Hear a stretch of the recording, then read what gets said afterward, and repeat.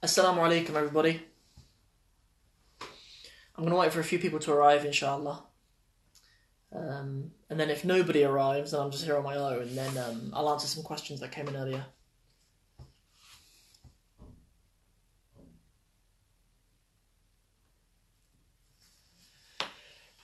How are you guys doing? I hope you guys are well. I ask Allah subhanahu wa ta'ala to bless you guys in your knowledge.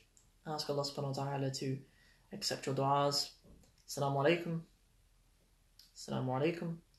Wa alaikum assalam wa rahmatullahi wa barakatuhu. If you have questions, ask away. If you have questions pertaining to either learning Arabic or specific questions about grammar, you can go ahead and ask them, inshallah. I'll be here for about 20 minutes maybe. I expect not so many people will turn up for this first live, but we'll be doing this every week. Yeah, inshallah, I'll do this every Thursday. We'll do this going forward. I think it's important for people at whatever level of Arabic they are, especially if they're beginners, to have somebody who they can just ask a question. You know, I didn't really have anyone when I was studying Arabic who would be as kind as I am now. Okay, assalamu alaikum. Numbers. So I suppose it depends which number. The grammar of the numbers is in different categories. There's a few little rules that you can learn quickly to help your understanding of the numbers. And in fact, if you type in arabicwithsam.com/free stuff, then I actually have a worksheet you can have for free on using the numbers. But a few little tweaks that you can make to help you is, first and foremost, is that the plural of the counted noun, so let's say we're saying 3 houses or 5 houses or 100 houses, it is only plural. You only use the plural between the numbers 3 and 10. Everything else is singular. You learn that real good if you do your year abroad in Jordan. If you study in Jordan, because the currency that they do use the plural. I think it's dinars. Dinar. So you say khamsatu dananirin. You actually use the plural. Unlike in Palestine, where I studied, they just say shekel for everything. Khams shekel, alf shekel. The only time when they use the plural for shekel is if they literally mean like 1 shekel coins. Like, do you have a load of shawakil? That's the only time when they use that. So understanding the numbers, go to my website, arabicwithsam.com/free stuff. It's not like a public page, so you'll have to type in that domain, but you can get hold of a worksheet that'll help you with the numbers. Yeah, if there are any other questions, send them in. There is something, there have been a few questions that a few people have asked me, so when we go quiet, when we go dead, Assalamu alaikum, those of you who are joining. When we go a bit quiet, I'll just answer some questions that other students have asked me today.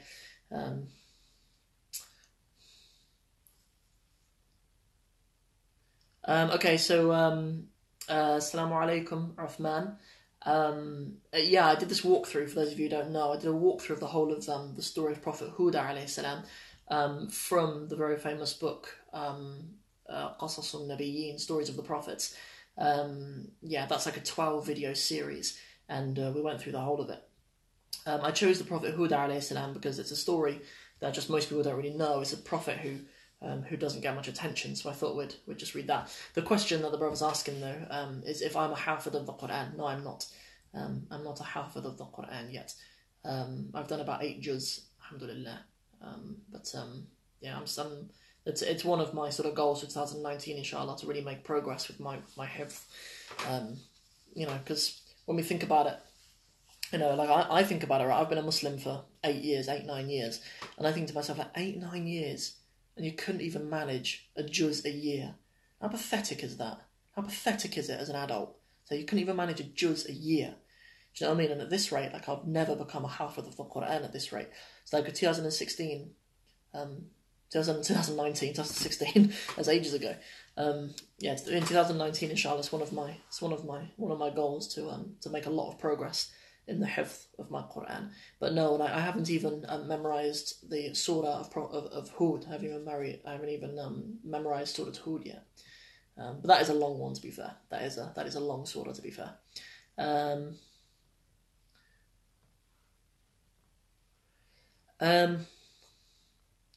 Really nice question about so Yasin has said that he's finished book 2 of the Medina book series. What should he do till what should he do to improve his Arabic outside of the Medina book series? Vocab is the big one. Vocab is what students should be dedicating a lot of their time to. Really, the grammar in Arabic is finite. You will learn all the grammar. Like, you will learn pretty much all the grammar that you will ever need, and you can learn pretty much all the grammar you'll ever need in a year or two. But the vocab is endless. The vocab is endless. Get yourself into a regular routine of learning vocabulary regularly. The system that I use, I tend to learn about 10 words a day, but can learn up to, when I was at university and stuff, sometimes I'd learn up to 50 words a day. And I don't focus on memorizing a list. I make sentences out of my list, like if I were to have 10 words, I would build a few sentences out of those words and get used to saying those sentences. And I've got quite an imagination on me. Like, I can quite easily just imagine myself in a conversation with someone or giving a speech, and I can really confidently just rehearse these sentences that I've made up in my head. You need a little bit of space on your own to not look stupid doing that. But vocab is the advice I'd give you, Akhi Yasin. Really, really focus on your vocab. Wa alaikum assalam wa rahmatullahi wa barakatuh. Those of you who are joining. Those of you who are joining who don't know, this is a live Q&A. Just ask questions, anything that you need about learning Arabic, or specifically questions about grammar. I'm here probably for another 15 minutes, 20 minutes maybe, just to help you guys out. And we'll do this every Thursday, inshallah. Every Thursday here on Instagram. If I can get another phone, or another couple of phones, then we'll add it on other places, because I need like a few phones on the go at the same time to be live in Facebook at the same time as I am in YouTube, and at the same time as I am on Instagram. But I thought I'd just prioritise you guys on Instagram this week. But as we go, hopefully we'll add other platforms. But going forward, inshallah, it's just Instagram.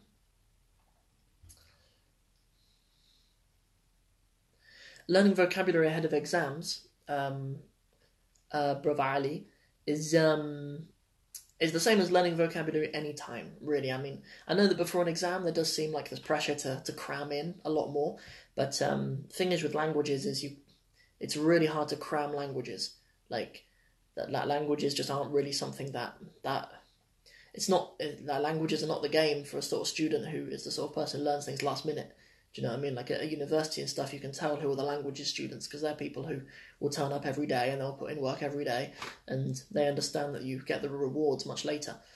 So the advice ahead of exams is, I would just say, if you're learning Arabic specifically for an exam, make sure you have the vocab list for that exam. I have my own qualms with the GCSE exam, and I've made very clear I have some criticisms of the GCSE exam, but like if you're doing the GCSE, for example, it's a waste of your effort to learn words that are not included in the GCSE syllabus. So just make sure that you have the vocab list for that specific exam, and then to aid learning vocabulary quicker, make your vocabulary into sentences. Have those sentences checked by someone like myself, or a native speaker, or someone who can make sure that your sentences are correct, that you're learning. Wa alaikum assalam, revert Muslima. No problem that you're late, no problem at all. I'm here for a little while. Is Egypt a good place to learn Arabic? Yes. I should expand on that, shouldn't I suppose? Rather than just yes. Yes, Egypt is a very good place to learn Arabic. Mainly because of the sheer volume of Tullab al-Ilm who are there. There are a lot of students of knowledge who are there, and it's very, very easy to get tutors, and it's very affordable. Brothers and sisters from the UK who can go to Egypt and live on like a few £100s a month. So it's really good for that. And you can also get hold of tutors really easily. Like, you can have someone come to your house and tutor you in, you can have someone come to your house and be your tutor for Arabic grammar. You can have someone who comes and tutors you in Arabic poetry. You can have someone who comes and tutors you in tajweed, and you could probably have like 5 or 6 personal tutors who come to your house, come to your house every week, and probably would only cost you, I don't know, 10 Egyptian pounds. That's a lot of money in Egypt. It's like 100. I don't know what the exchange rate's like now, but I went to Egypt and I studied there for a whole summer in 2012 or something, so quite a while ago now. But when I was out there, I mean, it was like 10. It was like 100 Egyptian pounds for 10 English pounds. So you can get a lot for your money out there. So Egypt is a really good place. The only thing is just, if you're the Egyptian diet, the Egyptian Amiyya is very different to Fusha. All of the spoken dialects are, and to be honest, if you're going to learn a dialect, I think the Egyptian dialect is a really good one to learn, because it is so widely understood around the world because of, Egyptian popular culture and especially film. So Egypt is a really good place to study Arabic. I'd absolutely recommend people going to Egypt. I had a really, really amazing time in Egypt. I loved it. I loved the people, and yeah. Um, if anybody does have the means and willing to try, I would advise every single one of you to go to Palestine, and try to study there. Was probably, um, I miss Palestine. Like obviously you guys know, like, I'm married and stuff. I don't live at home, and like I miss Palestine the way like I miss my mum. Do you know what I mean? I miss Palestine like that. Whenever I hear some Palestinian poetry or whatever that I learnt when I was in Palestine or anything like that, I really miss it the same way that like I miss my family who still live in Cornwall, and I don't live in Cornwall anymore, but yeah. So I'd advise going to Palestine, if you can, but it's a lot easier for people to go to Egypt generally. It's cheaper, flights are probably cheaper from the UK, and you're more likely to get a Arabic um, experience there, probably more so than like Morocco or Algeria. There are really good institutions in those countries as well, but Egypt is more famous for people going there to learn Arabic and the Quran. Yeah. Um, is that even safe under the present circumstances? Who cares? You should care a bit, I suppose. I didn't care because I was 21 and I wanted to see Masjid Al Aqsa. Um, it is safe. You can go there safely, and lots of people do. I mean, my university sent me there. Like a Western London-based academic university sent me there. Um, so there are ways, but it's just not easy. Um, yeah, it's not easy. Like, you'll be made to wait at checkpoints for a long time. If you're obviously Muslim, the Israeli military guards at the checkpoints, they will make you wait for a long time. I waited about 8 hours on average every time I tried to go from one place to another, and it's hard to get a visa for a long time. That's the hardest thing. When you enter, they will maximum give you a 3-month visa, and if you tell them that you want to be there for a year, they'll give you less. If you tell them that you want to be there for longer, they'll give you less. I said that I was studying there for a year, and he said, okay, I'll give you 1 month, and that was very nice of him to give me 1 month, but it worked out okay, alhamdulillah. How do you improve your conversational Arabic if you don't have a teacher or peers to converse with you? That is my current problem, because grammar is easy for me to understand. What should I do? Yeah, unfortunately, learning to speak Arabic and improving your fluency is something that there aren't really shortcuts for. It is a skill, and there are shortcuts for gaining knowledge. There are shortcuts for gaining knowledge. You can improve better and get better study techniques, but speaking is a skill. It's actually applying the knowledge, and just the same as any other muscle memory. Like, just like, I mean, what tricks are there to get better at football? Play football. Do you know what I mean? Like, you have to speak with partners. There is a website who used to be sponsors of mine over on my Sam of Somalia channel called italki. Italki is a way that you can get speaking partners who live in Egypt or whatever other countries, and you can usually get speaking partners for like $10 an hour, and that is a good way. People who are very sympathetic and stuff. But to be honest, for me, I just spend a lot of time talking to myself in Fusha, and it's really weird. But I'll sit in the car and I'll just have arguments with myself in Fusha. Yeah, that's you either need to speak to people or speak yourself. That's all you can really do. I would advise going to an Arab country. Hello Talk, apparently. Jazakallah khair, sister Riva Muslima. I've never heard of Hello Talk, so I can't endorse it. But go and check it out, inshallah. What are the differences from Arabic with other languages?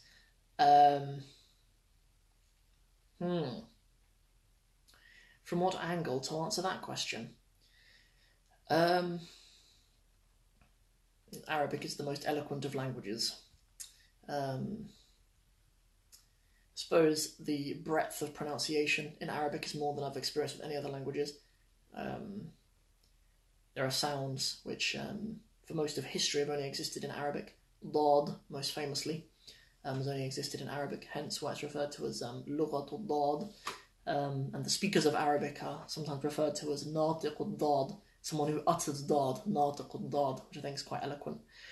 I don't know, we'd have to think about specific languages before I do a language comparison with other languages. But it's certainly very similar to Somali. I know quite a lot of Somali and Spanish as well. There's tons of similarities between those.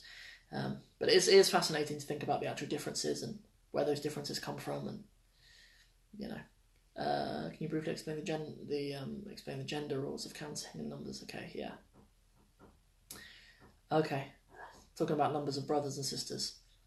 So remember it's the numbers 3 to 10 as you've said, but then later with an example you said I have 2 sisters. If it's 1 or 2, it would just be أخت واحدة or أختان.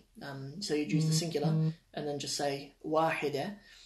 Or if it's 2, أختان or أختين, you use the dual. But between 3 and 10, okay, well, we'll run through that briefly. Okay, we'll run through that rule a little bit briefly. So in the Arabic language, the numbers between 3 and 10 have their own funky rules. The first one is that the counted noun is majroor, meaning that it has kasras, and you use the plural. So for example, if we were to have like the word, you've used the word sisters, right? We're talking about sisters. So this plural of ukht, meaning a sister, is akhawat.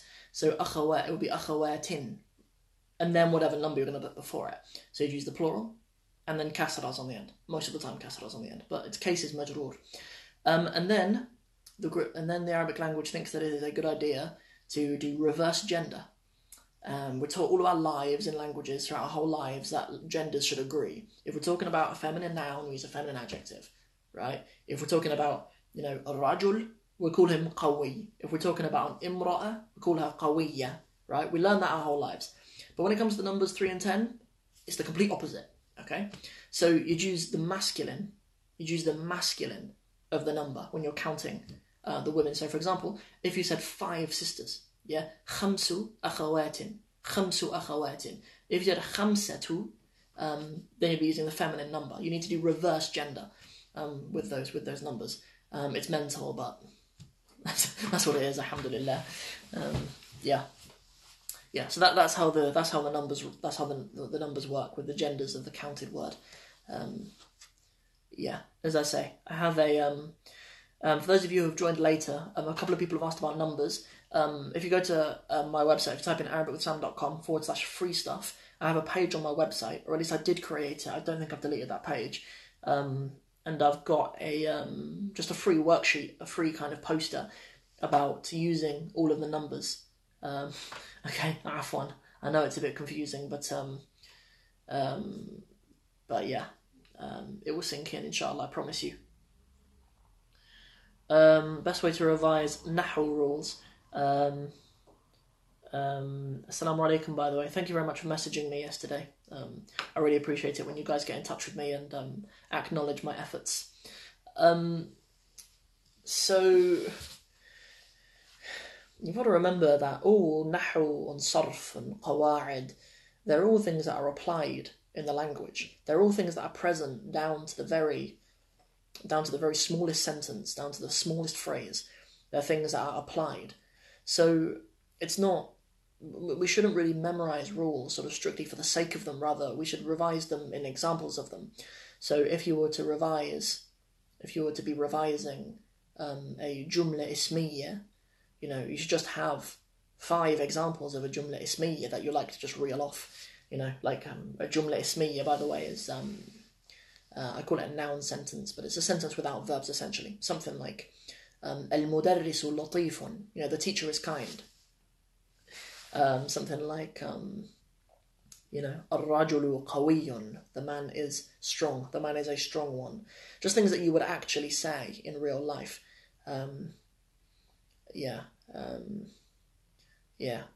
You might not say those 2 things in real life. I mean, maybe you wouldn't say that. So think of things that you would say. You might say something like, al-imtihanu sa'abun, the exam is hard, or something like that. But whatever the words,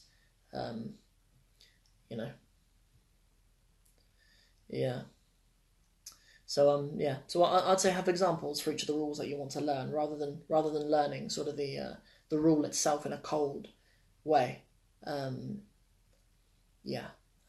Leave that up to the teachers. Memorizing the rule just to reel it off every time. Leave it up to the teachers. I would say for the vast majority of people, you should just have examples of stuff. And the answer for the majority of you who will watch this, if people come up to me and say, can you give me one advice? Can you give me one advice for improving my Arabic? For 99% of people, the advice is spend more time with the Quran. That's the advice for 99% of people. Spend more time with the Quran. I have a student of mine, I've mentioned him on my channel a few times, called Chris. He's another white English revert brother, and I've been teaching him for a little while. And, I see in him, how much he benefits from just spending more time with the Quran. Whenever we come across a new rule, it's like he already knows it, because he can reel off an example from the Quran, or he can tell me, I've heard this in this surah in the Quran, or is this a bit like this example? He's always spotting those things. So, the same way that, the same way that if I spend enough time with my wife, I'll learn her languages. I'll learn sign language, I'll learn Somali from her, just because I'm sitting with her.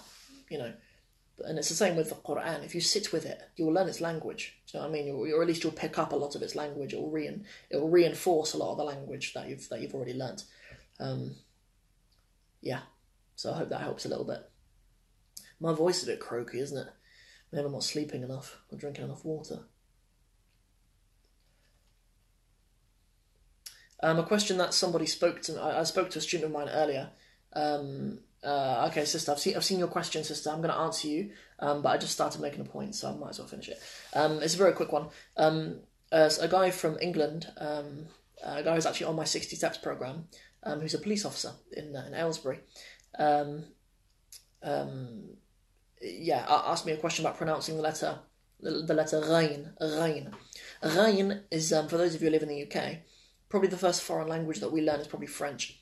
Ghain in Arabic, it is not like the sound Ayn. We often expect letters that look alike to sound alike. Ayn does not really sound like Ghain, although they may come from a similar place in your throat. Ghain is more like the R that we learn when we learn French, like when we say the word Paris or France. It's more like that R sound. What books would you recommend for other Islamic sciences, such as Tafsir, Qasas, and Aqidah? I don't know. That's not really my. It's not really my area. I have a lot of deficiencies in my study of the religion. It's not really. I don't really talk a lot about the Deen really, unless except for where it pertains to learning the Arabic language. I'm not really the person to help you with that. Sorry. I wish I was a better person to answer you those questions, but I'm not really the right guy. Is reading good for vocab? Yes, reading is good for everything. Really, an advice that I ignored from my Arabic teachers when I was at university was that you should read more. I tried to find shortcuts. I thought if I copied out books, or if I just listened to the news in Arabic or something, I thought that would be a shortcut. No, what you should do, if you really want to learn, if you really want to improve your Arabic, get a book that you like. Let's get a book here, okay? Al-Rihlat al-As'ab. This is a book by Fadwa Tunqan. This is a book by a Palestinian, female writer. You sit down with a book that you've got near you, and you open up the Hanswehr dictionary. And every word that you don't know, you just look it up. Sorry, it will take you an hour to read a page, but that's learning Arabic. I'm afraid. Do you know what I mean? When you're trying to build your vocab, that just might be how it is. So there just aren't shortcuts, and it would have helped me a lot when I was studying Arabic if I had decided to just man up and do that and just actually sit with the books. Have you come across the Mastering Arabic 1 and 2 books by Jane Whitewick and Mahmoud Ghafar? If yes, are they any good? I've never heard of them in my life. It's sort of my job to know that stuff, but I've never heard of it. I'm going to write them down though. Mastering Arabic. I'm going to write that down. Jazakallahu khair, brother, for mentioning those.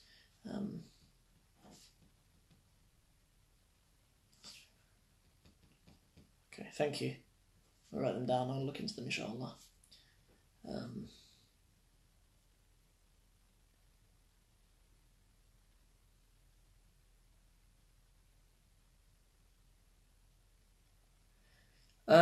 Is it important to read if you can't understand the words? Only with the Quran, I would say. There is benefit in memorizing things, but it should really just be as a part of your, it should really just be as a part of your long-term Arabic study. You shouldn't memorize anything, even the Quran, with no intention of understanding it. Memorizing is beneficial, and even reading is beneficial. Like even reading the Quran without understanding all of this is beneficial. Inshallah, you will be rewarded with hasanat for every letter that you read. 10 hasanat for every letter that you read. But but as for audios, there are some courses out there that do have good CDs. The Teach Yourself Arabic course, and I've got it here. This one was probably one of the first resources that I ever used, and it is a good resource for actually learning like Fusha, but in everyday contexts. Do you know what I mean? I think an issue with a lot of programs is that you learn Arabic, but sort of strictly and only for Islamic contexts. And that is beneficial, obviously, and my course is like that a lot as well. My Arabic in 60 Steps course is like that a lot too. Its main focus is on learning Arabic for sort of classical reasons and for literary reasons. But something that I like about this and the CD that comes with it is it is a good CD. I had it in my car. I used to play it in my car for ages. But like it would be good if more curriculums kind of had everyday type of Arabic to learn. Like and here there's like news articles and key phrases about going to different places and discussing different topics, and there's just sort of practical everyday modern standard vocabulary in there, which is quite nice. And there tends to be unfortunately there tends to be a bit too much of a strong dichotomy really between like Amiyya, books that teach Amiyya, and it's all like شو أخبارك يا زلمة أخبارك إيه أخبارك إيه. It's all like you get really like sometimes it's like everyday really colloquial slang stuff is always in books about learning Amiyya, and then there's a big gap in between that and then like strictly Islamic studies Arabic books, and it's nice to find resources that are in the middle of there, so it would be cool. What's the name of that book? The book that I'm talking about, or the book that Brother Osman is talking about? Brother Osman is talking about Mastering Arabic, books 1 and books 2, and this is the book. Just Teach Yourself Arabic. Who's the author?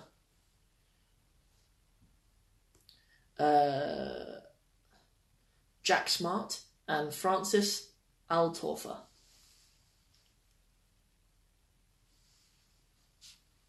Yeah, so that's them. You're welcome. If they're top sellers on Amazon, then I haven't bought books on Amazon for a long time, so that'd probably be why.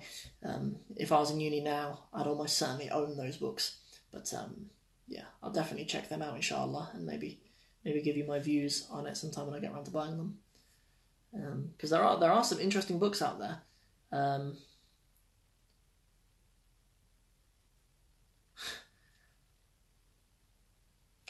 I know that feeling to know people who speak Fusha but feel like you'll get laughed at.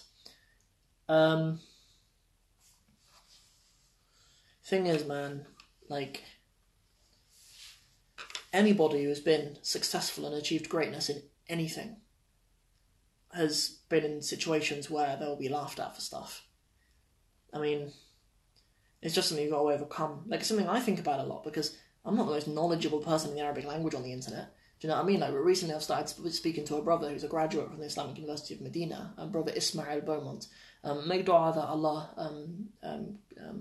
gives him a quick shifa, inshallah, because he's been suffering with colon cancer, so keep him in your du'as. But I was speaking to him recently, and like he's way more advanced level-wise than me in Arabic. Do you know what I mean? And like I always think that people who comment on my content and stuff, and why is this guy teaching Arabic? He's not a graduate from Medina or Al-Azhar.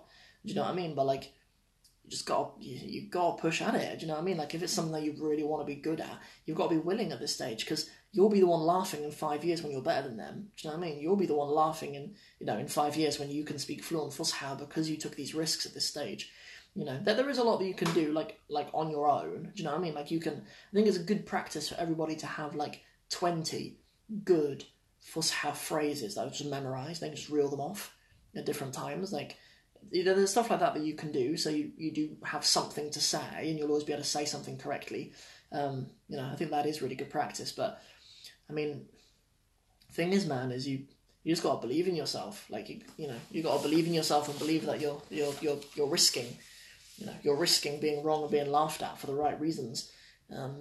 As I can promise you, everyone who's successful has been laughed at various times in their life. I mean, I've had people who've just laughed at me. Like when I was in Palestine, I had people just laughing at me. I think it's even worse actually if you speak Arabic to someone who speaks Arabic and then they just speak English to you. Like, at least try to speak Arabic with me. Come on, like, do you know what I mean?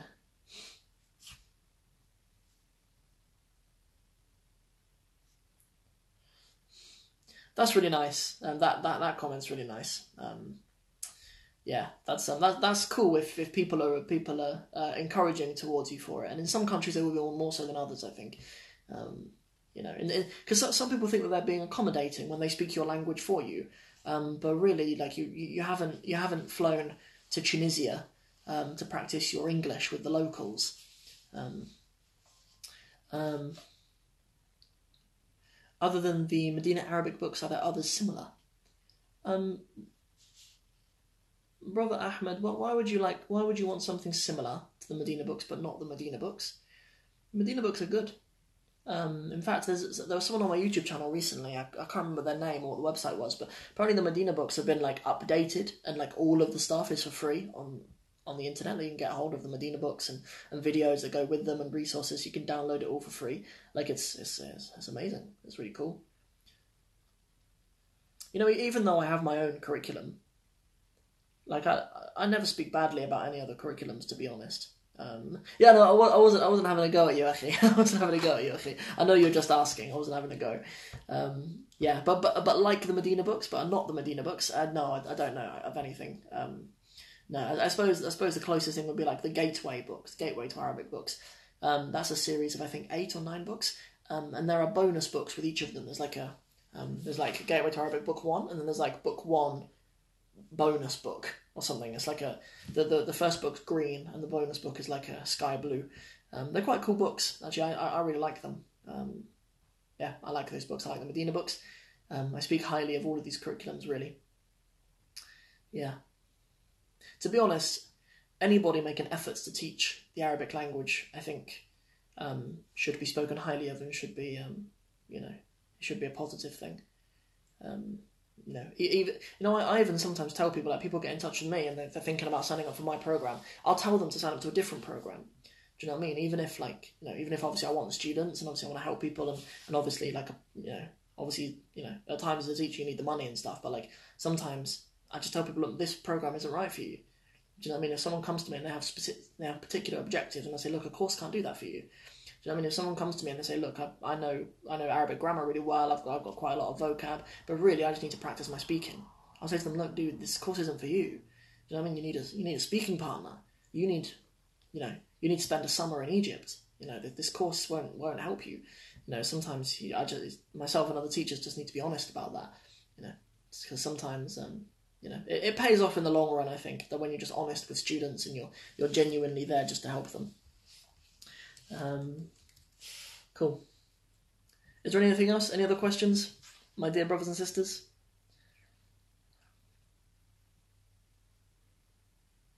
Reading is the easiest of the 4 skills to learn initially, I believe. Reading. It's passive and it's slower. So what you have is you have these 4 skills, okay? You have, speaking, listening, writing, reading. And then you have like these 2 skills that are active. Okay, you have these 2 active skills, speaking and writing. Active skills tend to be harder than passive skills, and that's why in exams like the GCSE and in the A-level exams here in the UK, there's a slight leniency towards marking active skills higher. So the speaking exams and the writing exams are the speaking exams and the writing exams are more highly marked than the passive skills, which are obviously listening and reading. But listening is faster. Like the two top of those that I talked about, like speaking and listening, they're both time sensitive. You know, you have to be prepared to answer in that time. So I'd say reading is a passive skill and it's done in your own time. So I'd say reading is the easiest skill. Reading is the easiest skill, and I'd say speaking is the hardest of the skills. But they're all Arabic. Do you know what I mean? They're all Arabic, and they're not far behind each other. Like when your reading is good, really it's just a case of practicing to get your writing better, and then your listening, and then you're speaking better. Okay, another question. Assalamu alaikum. Welcome to the live call. When you go to an Arab land to practice Arabic, do you learn by talking outside, or do you need a partner who converses with you all the time? Both. When I was in Palestine, the languages department assigned me a speaking partner. His name was Sohaib. May Allah bless him. And he used to meet up with me every week, and we would just chat about stuff in Arabic.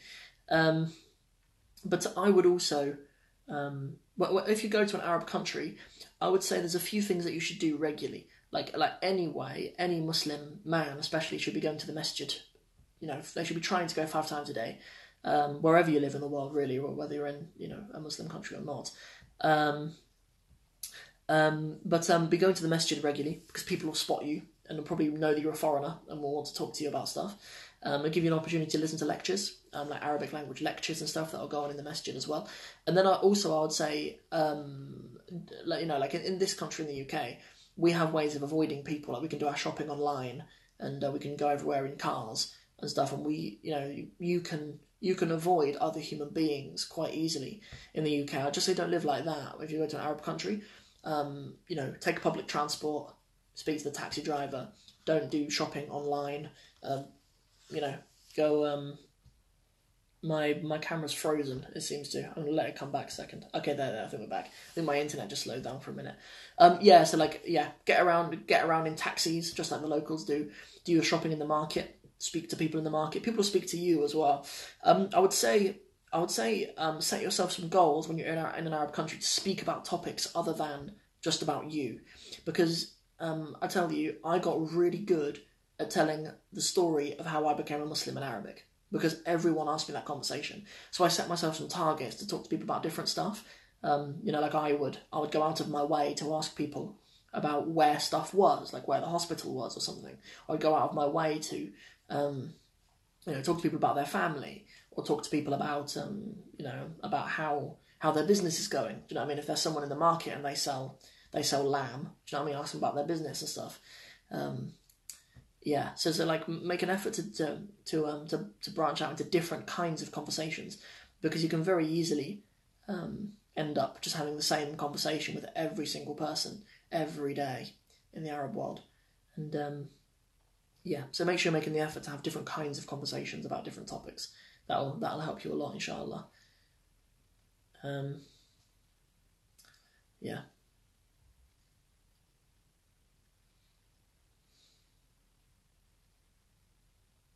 Cool.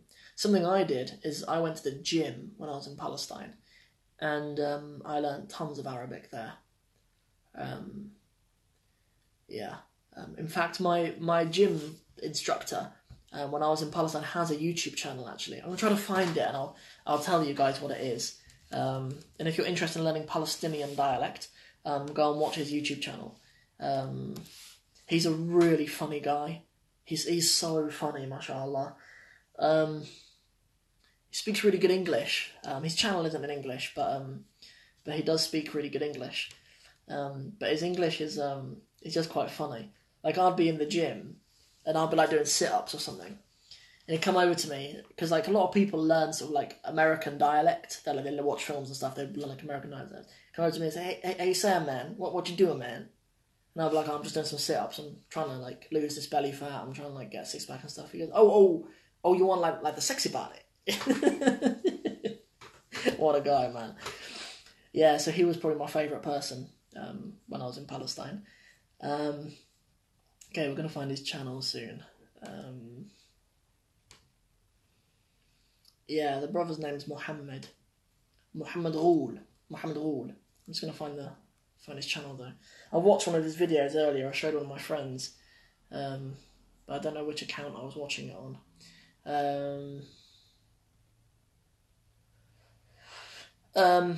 Question about memorizing vocabulary every day. Yes, but I'm an advocate of memorizing phrases rather than words in particular. So yeah, so I would think about things that you like to say and you like to talk about, and make phrases for those things that you like to talk about, rather than cold words, because that is really boring. Memorizing cold lists of words with no context is really boring. So I would say, if you have a vocab list, try to make your vocab lists every day, a variety of nouns, adjectives, prepositions, verbs, and make sentences, rather than just learning individual words. Yeah.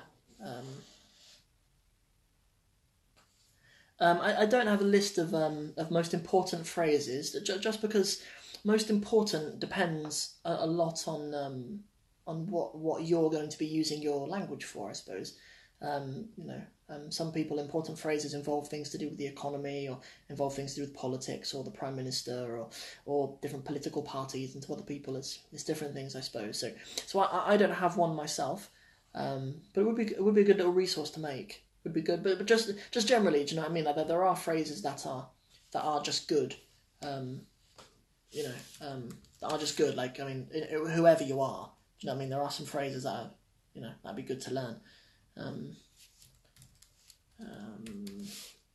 Okay, let's find my old gym instructor. I can't find him. I'll try typing it in Arabic.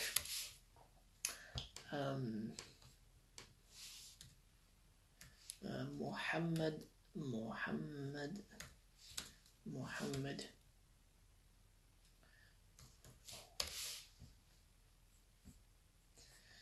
Yeah, I can't find him. Oh, here we go. Okay, the YouTube channel. I'll see if I can type it in here. أهلا بكم. محمد الغول، مدرب نادي الغول لكمال السمي واللياقة البدنية والفيزيك. أحبتي إن شاء الله اليوم والفيزيك. Okay, so it's El Gym. The guy is in good shape, mashallah. Yeah, he's a funny guy. Oh no. He almost cancelled the live video. Yeah, El Gym. What a guy. This guy is, man. Mashallah. Yeah, cool. Yeah, so that was my gym instructor when I was in Palestine. Yeah, and I used to go to the gym like every day. It was good for me as well, because I got in good shape. أهلا بكم. محمد الغول، مدرب نادي الغول لكمال السمي. Yeah, yeah. So I'd encourage that in Arab countries. Go to An-Nadi, the gym, An-Nadi. Cool. Any other questions, guys? Check him out if you're interested in اللهجة الفلسطينية. If you're interested in Palestinian dialect, then check him out. He doesn't do any videos in Fusha. Can't imagine he does. I can't really recommend any bands or artists, because I don't listen to music. Yeah, I don't listen to music, so I can't help you with that. Sorry, I just don't know of any Arabic bands or anything. Yes, I can understand people who speak Arameya, especially Palestinian Arameya and Egyptian, just because I studied in those countries. Moroccan, forget it, or Iraqi, probably not. My wife speaks Saudi. My wife's Arameya is Saudi, and I can understand her pretty good. So I can understand her pretty well, in fact. Yeah, but I don't speak it. Yeah, I don't speak it. I don't speak Arameya. I could, if I went to an Arab country, I would, just because, and I know a lot of Puritans like myself talk about just speaking Fusha when we go to an Arab country, but really it's not, it's just not realistic, to be honest, a lot of the time. Like, a lot of the guys and stuff that you end up chatting to, you're not going to speak to them in Fusha all the time. Yeah, so if I went to an Arab country, like, inshallah, I would one day like to move to an Arab country, or at least spend a lot more of my time traveling, and I absolutely would, but yeah, Yeah, so I can understand it, but I don't use it at the moment. Good way to learn grammar. You know, like the thing is you know I mentioned earlier that like all of the grammar, the nahu, the sarf, all of the qawaid that you learn in your grammar classes is all there in the Arabic language. Do you know what I mean? Like if you spend time reading, you will affirm your grammar and your vocab a lot as well. Something that I have on my YouTube channel every Wednesday. I do walkthroughs, and it's a good way to kind of have an Arabic text and have me pull out the grammar for you. And people benefit; they learn a lot of grammar from that series that I have. At the moment, we're going through a poem called Al-Quds by a poet called Tamim al-Barghouthi. He's a Palestinian. He's half Palestinian, but he writes about Palestinian issues. I think he was actually educated in America or something, but he writes in. He does poetry in Arabic, and I have a walkthrough on my YouTube channel at the moment. It's on every Wednesdays, where I just sit down with that poem, I read it, and I just explain it to you guys. We learn about the words and the vocab and the grammar, so that'll be useful for you, inshallah, for grammar. Also, every Tuesday I've started a show called Grammar Time. It begins like stop grammar time, and I go over 5 common grammar mistakes in every single one of those videos, and that helps to sharpen up people's grammar quite a lot as well. And yeah, so that'd be useful. Tuesdays and Wednesdays are those shows on the channel, on the YouTube channel, so go and check those out, inshallah. Hopefully they'll help. Does it help me to watch YouTube videos in Arabic, and what do I recommend? Sort of Islamic context stuff. Yeah, good question. So yeah, no, there's not anything in particular. Yeah, there's not anything in particular on YouTube that I'd necessarily recommend. You know, you can usually watch the khutbahs from Mecca. You can watch the khutbahs from from the masjid in Mecca. Yeah, and those khutbahs are usually quite nice. Recently, Sheikh Sudais did a khutbah about the Arabic language. And that was quite nice. So like khutbahs and anything that's in the Arabic language, lectures and stuff. Generally, I can't recommend anything in particular, but those are just kind of the genres that I watch. Arabic videos with subtitles, yes, I think it's a really good idea to watch Arabic videos with subtitles. Yeah, also like you can quite often get books that are apparently Netflix and Amazon Prime. Nice, thank you for saying that. Netflix and Amazon Prime have lots of Arabic language series and movies. My wife did watch one a while ago on Netflix that was based in Palestine, and it was the Arabic would have been quite tough to understand for beginners, but yeah, absolutely. Like it'll really help you to accustom your ear to listening to Arabic and also pronouncing it as well. And I'm sure you'll pick up some vocabulary throughout it as well. So yeah, like. Yeah, watching something with there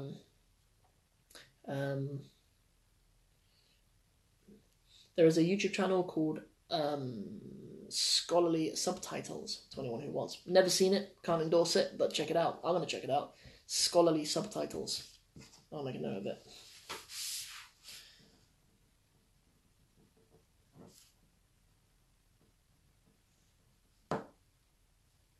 Cool. Yes, yeah, I recommend it. Even if you don't understand all of it, I'd say if you understand 10%, it's still a useful exercise. Yeah.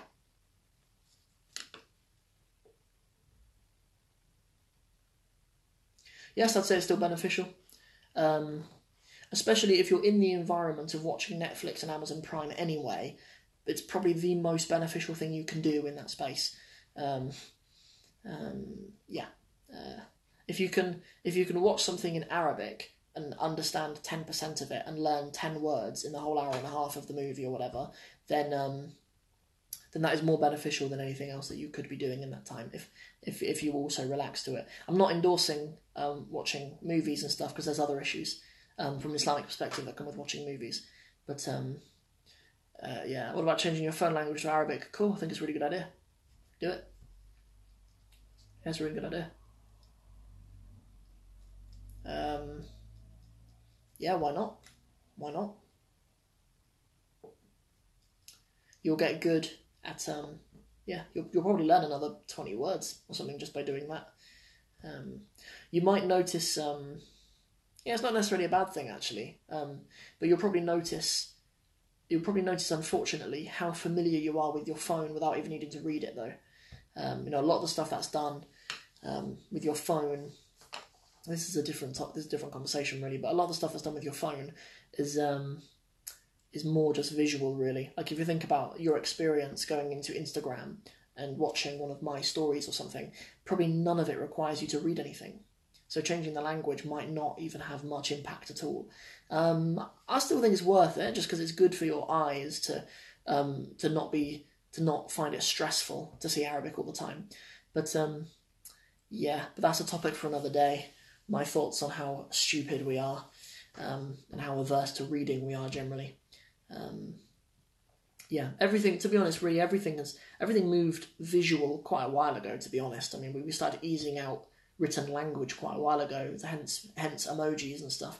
But we're moving into a time of just audio really now. Like it will soon with Amazon Alexas in our homes and stuff. I don't have one, but with Amazon Alexas in our home and stuff, it'll come to a time where we won't even look at it. We'll just speak. I have an idea of creating an Amazon Alexa skill, by the way. Let me know, of you 7 of you who are watching, how many of you have an Alexa in your house? Do any of you guys have like an Alexa or a Google Home Pod or something like that in your house? Something that you speak to and say, order a oven glove for me, order this and order that for me. Do any of you have one of those in your home? Cool. No. Cool. Don't have it.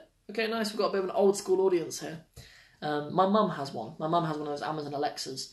Thank you for answering, by the way, you guys.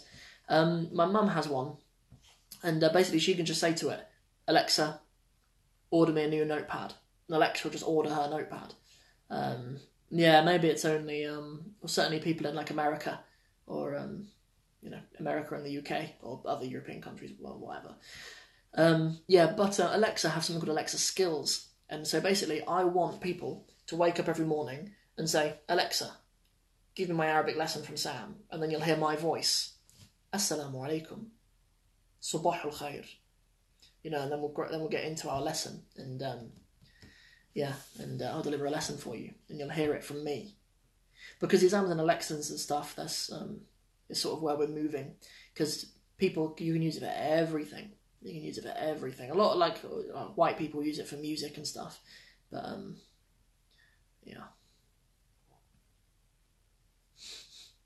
Inshallah. At the moment, there's plenty for me to be busying myself with Instagram, Facebook, YouTube, a little bit of blogging, and my podcast as well. Who listens to my podcast? Do any of you guys listen to my podcast? If you don't, it's every Monday, by the way. But the podcast episode is up on YouTube as well. Next week, by the way, my podcast episode is actually me as a guest on the Productive Muslim podcast. Myself and the brother Erdem, who runs Productive Muslim Nation. I was a guest on his podcast talking about my journey, learning Arabic and what I do now and stuff. We had a really nice conversation. So that'll be on my podcast on Monday, inshallah. I tried to publish it at 5 p.m, but it might be a bit later. Those of you guys who are in America or in Canada, you'll get it at a more civilized time for you. So, Thanks for joining me today, guys. It's been nice to have a chat with you guys. We'll do this next Thursday. I hope you guys come back next Thursday. Thank you very much for saying that you enjoy the podcast. That means the world to me.